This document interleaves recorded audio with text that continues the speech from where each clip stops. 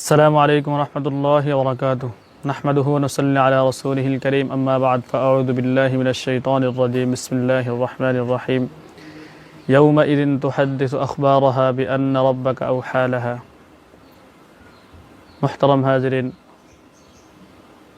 যে যেখান থেকে আমাদেরকে দেখছেন সকলকে আন্তরিক মোবারকবাদ জানিয়ে শুরু করছি আজকের আলোচনা। সম্মানিত হাজিরিন, আল্লাহ তাআলা আমাদেরকে সৃষ্টি করার পরে আল্লাহ তাআলা যেমনিভাবে আমাদেরকে ভালো কাজ করার আদেশ দিয়েছেন, ঠিক তেমনিভাবে আল্লাহ তাআলা মন্দ গর্হিত কাজ থেকে বিরত থাকার আদেশ দিয়েছেন। তো আমরা যে আমলই করি না কেন, চাই সেটা ভালো হোক বা মন্দ, এই ভালো এবং মন্দ উভয় আমলের জন্য আল্লাহ তাআলা কিছু সাক্ষী রেখেছেন। যদি আমরা ভালো কাজ করে থাকি তাহলে সাক্ষীরা আমাদের পক্ষে সাক্ষ্য দেবেন, আর যদি আমরা মন্দ কাজ গর্হিত কাজ করে থাকি তাহলে তারা আমাদের বিপক্ষে সাক্ষ্য দেবেন। তো আল্লাহ তাআলা যেন আমাদের সবাইকে সব সময় ভালো কাজ, নেকের কাজ করার তৌফিক দান করেন, এবং আল্লাহ তাআলা যেন আমাদেরকে বদ আমল, খারাপ আমল থেকে আল্লাহ তাআলা আমাদের সবাইকে বিরত থাকার তৌফিক দান করেন। এজন্য আমরা সকলেই সবসময় আল্লাহ তাআলার কাছে প্রার্থনা করব।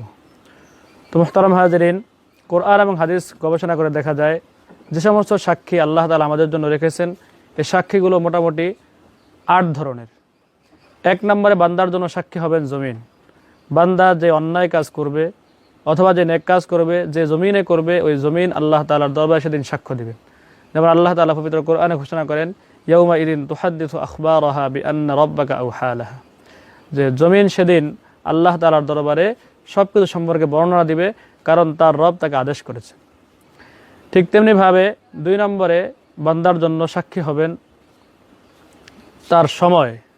যে সময় আল্লাহ তাআলা আমাদেরকে দিয়েছেন নিয়ামত হিসাবে, এই নিয়ামতকে কাজে লাগিয়ে যদি বান্দা কোনো নেক আমল করে তাহলে আল্লাহ তাআলা যেমন সাক্ষীর ভিত্তিতে আল্লাহ তাআলা তাকে পুরস্কৃত করবেন, ঠিক যদি বান্দা সময়কে অন্যায়ভাবে কাজে লাগিয়ে সে কোনো অন্যায় কাজ করে থাকে, আল্লাহ তাআলা সেদিন সাক্ষীর কারণে আল্লাহ তাআলা আমাদেরকে এই অন্যায়ের শাস্তি দিবেন।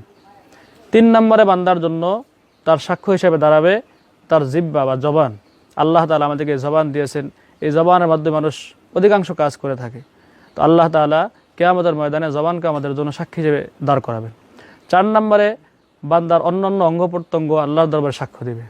যেমন আল্লাহ তাআলা বলেন, আল ইয়াউমা নাখতিমু আলা আফওয়াহিহিম ওয়া তুকাল্লিমুনা আইদিহিম ওয়া তাশহাদু আরজুলুহুম বিমা কানু ইয়াকসিবুন, যে সেদিন আমি তাদের জবানকে বন্ধ করে দেব এবং তাদের হাত এবং পা এবং অন্যান্য অঙ্গ প্রত্যঙ্গ তাদের সাক্ষ্য দেবে। 5 নম্বরে আমাদের বিপক্ষে সাক্ষ্য হবেন ফেরেশতারা। আল্লাহ তাআলা আমাদের প্রত্যেকের জন্য আমলনামা লেখার জন্য যে ফেরেশতা নিযুক্ত করেছেন, কিরামান কাতিবিনা ইয়ালামুনা মা তাফআলুন, এই ফেরেশতা আমাদের সাক্ষ্য হবে। 6 নম্বরে আমাদের জন্য আমাদের আমলনামা সাক্ষ্য হবে। বান্দা যে আমল করবে, যে আমলনামা তার থাকবে, ওই আমলনামার মধ্যে বান্দা দেখতে পাবে সে কি আমল করেছে, সে কি বদ আমল করেছে নাকি নেক আমল করেছে। সে যত ছোটই বদ আমল করুক অথবা যত ছোটই নেক আমল করুক, বান্দা পুরোটাই দেখতে পাবে। 7 নম্বরে আল্লাহ রাসূল সাল্লাল্লাহু আলাইহি ওয়াসাল্লাম তার উম্মতের জন্য সাক্ষ্য দিবেন। এমনকি প্রত্যেক নবী তার উম্মতের জন্য সাক্ষ্য হিসেবে আল্লাহর দরবারে দাঁড়াবেন। 8 নম্বরে আল্লাহ তাআলার দরবারে যেদিন বিচার হবে, ফয়সালা হবে, সেদিন আল্লাহ তাআলা নিজেই বান্দার বিপক্ষে সাক্ষ্য হিসেবে দাঁড়াবেন। আল্লাহ তাআলা বলবেন, হে বান্দা, আমি তোমাকে দুনিয়াতে প্রেরণ করেছি, তোমাকে দুনিয়ার সব কিছু আমি দিয়েছি, তোমার যা প্রয়োজন ছিল, এবং আমি তোমাকে এটাও বলে দিয়েছি যে তুমি কোন কাজ করবে, কোন কাজ থেকে বিরত থাকবে। তুমি বান্দা যদি আমার দেখানো পথে চলতে, তাহলে আজকের দিনে তোমার জন্য শান্তির ব্যবস্থা থাকতো।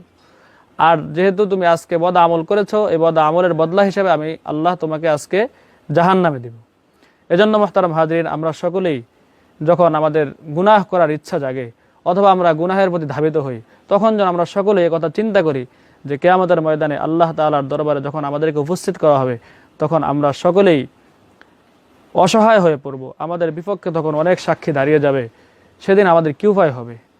ওই দিনের কথা চিন্তা করে আমরা গুনাহ থেকে ফিরে আসি, তওবা করি, আল্লাহ তাআলার দিকে রুজু হই। আল্লাহ তাআলা আমাদের সবাইকে তৌফিক দান করুক।